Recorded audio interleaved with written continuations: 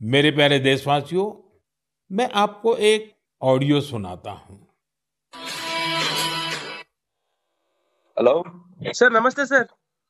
नमस्ते। सर बोलिए सर। देखिए, ये जो आपने एफआईआर नंबर मुझे सेंड किया है, इस नंबर के खिलाफ 17 कंप्लेंट्स हमारे पास। आप ये नंबर यूज कर रहे हैं? मैंने नहीं यूज करता हूँ सर। अभी कहाँ से बात कर रहे हो? Sir Karnataka sir. वो घर में हूँ सर। ओके, इसके लिए आप अपनी स्टेट में रिकॉर्ड करवाइए ताकि ये नंबर ब्लॉक कर दिया जाए, फ्यूचर में आपको कोई प्रॉब्लम ना हो। Okay, yes sir. अभी मैं आपको कनेक्ट कर रहा हूँ, ये आपका इन्वेस्टिगेशन ऑफिसर है। आप अपनी स्टेट में रिकॉर्ड करवाइए ताकि ये नंबर ब्लॉक कर दिया जाए। Okay, yes sir yes sir yes sir. अब बताइएगा मैं किसके साथ बात कर रहा हूँ। अपना आधार कार्ड मुझे शो कीजिएगा वेरीफाई करने के लिए, बताइएगा। सर मेरे पास अभी नहीं है sir Aadhaar card sir, please sir. Phone आपके फोन में है? नहीं सर। फोन में आधार कार्ड की पिक्चर नहीं है आपके पास? नहीं है सर। नंबर याद है आपको? सर नहीं है सर, नंबर भी याद नहीं है सर। हमने सिर्फ वेरीफाई करना है। ओके, वेरीफाई करने के लिए नहीं सर। आप डरिए ना, डरिए ना। अगर आपने कुछ नहीं किया तो आप डरिए ना। हाँ सर हाँ सर। अगर आपके पास आधार कार्ड है तो मुझे दिखा दीजिए वेरीफाई करने के नहीं लिए। सर नहीं सर, मैं गांव को आया था सर, घर में है सर। Okay, coming.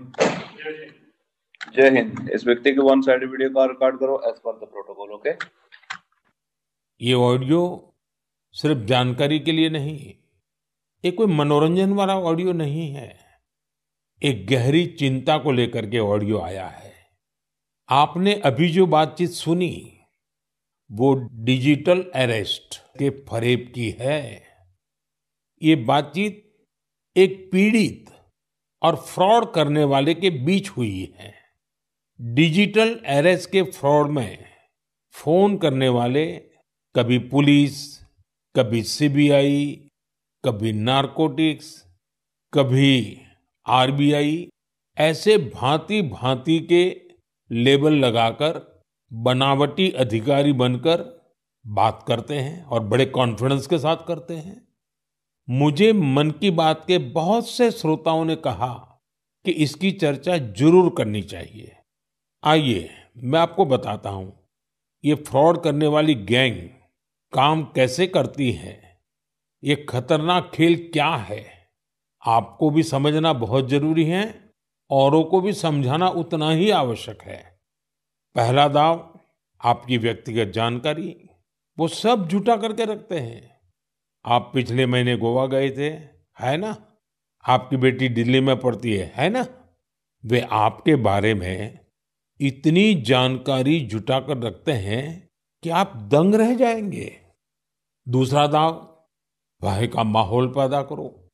वर्दी, सरकारी दफ्तर का सेटअप, कानूनी धाराएं, वो आपको इतना डरा देंगे, फोन पर बातों बातों में आप सोच भी नहीं पाएंगे। और फिर उनका तीसरा दांव शुरू होता है। तीसरा दांव, समय का दबाव। अभी फैसला करना होगा, वरना आपको गिरफ्तार करना पड़ेगा। ये लोग पीड़ित पर इतना मनोवैज्ञानिक दबाव बना देते हैं कि वो सहम जाता है। डिजिटल अरेस्ट के शिकार होने वालों में हर वर्ग, हर उम्र के लोग हैं। लोगों ने डर की वजह से अपनी मेहनत से कमाए हुए लाखों रुपए गंवा दिए हैं। कभी भी आपको इस तरह का कोई कॉल आए तो आपको डरना नहीं है। आपको पता होना चाहिए, कोई भी जांच एजेंसी फोन कॉल या वीडियो कॉल पर इस तरह पूछताछ कभी भी नहीं करती। मैं आपको डिजिटल सुरक्षा के 3 चरण बताता हूं। ये 3 चरण है: रुको, सोचो, एक्शन लो।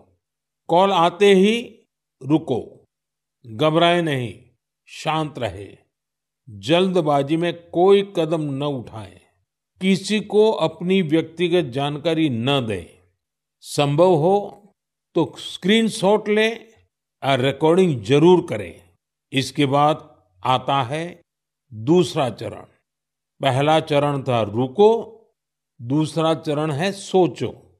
कोई भी सरकारी एजेंसी फोन पर ऐसे धमकी नहीं देती। न ही वीडियो कॉल पर पूछताछ करती है, न ही ऐसे पैसा की मांग करती है। अगर डर लगे तो समझिए कुछ गड़बड़ है। और पहला चरण, दूसरा चरण और अब मैं कहता हूं तीसरा चरण। पहले चरण में मैंने कहा रुको, दूसरे चरण में मैंने कहा सोचो, और तीसरा चरण कहता हूं एक्शन लो। राष्ट्रीय साइबर हेल्पलाइन 1930 डायल करें, cybercrime.gov.in पर रिपोर्ट करें, परिवार और पुलिस को सूचित करें, सबूत सुरक्षित रखें। रुको, बाद में सोचो और फिर एक्शन लो। ये 3 चरण आपकी डिजिटल सुरक्षा का रक्षक बनेंगे। साथियों, मैं फिर कहूंगा, डिजिटल अरेस्ट जैसी कोई व्यवस्था कानून में नहीं है। ये सिर्फ फ्रॉड है, फरेब है, झूठ है, बदमाशों का गिरोह है। और जो लोग ऐसा कर रहे हैं वो समाज के दुश्मन है। डिजिटल अरेस्ट के नाम पर जो फरेब चल रहा है उससे निपटने के लिए तमाम जांच एजेंसियां राज्य सरकारों के साथ मिलकर काम कर रही है। इन एजेंसियों में तालमेल बनाने के लिए नेशनल साइबर कोऑर्डिनेशन सेंटर की स्थापना की गई है। एजेंसियों की तरफ से ऐसे फ्रॉड करने वाली हजारों वीडियो कॉलिंग आईडी को ब्लॉक किया गया है। लाखों सिम कार्ड, मोबाइल फोन और बैंक अकाउंट्स को भी ब्लॉक किया गया है। एजेंसियां अपना काम कर रही है, लेकिन डिजिटल अरेस्ट के नाम पर हो रहे स्कैम से बचने के लिए बहुत जरूरी है हर किसी की जागरूकता, हर नागरिक की जागरूकता। जो लोग भी इस तरह के साइबर फ्रॉड का शिकार होते हैं, उन्हें ज्यादा से ज्यादा लोगों को इसके बारे में बताना चाहिए। आप जागरूकता के लिए सेफ डिजिटल इंडिया का प्रयोग कर सकते हैं। मैं स्कूलों और कॉलेजों को भी कहूंगा कि साइबर स्कैम के खिलाफ मुहिम में छात्रों को भी जोड़ें। समाज में सबके प्रयासों से ही हम इस चुनौती का मुकाबला कर सकते हैं।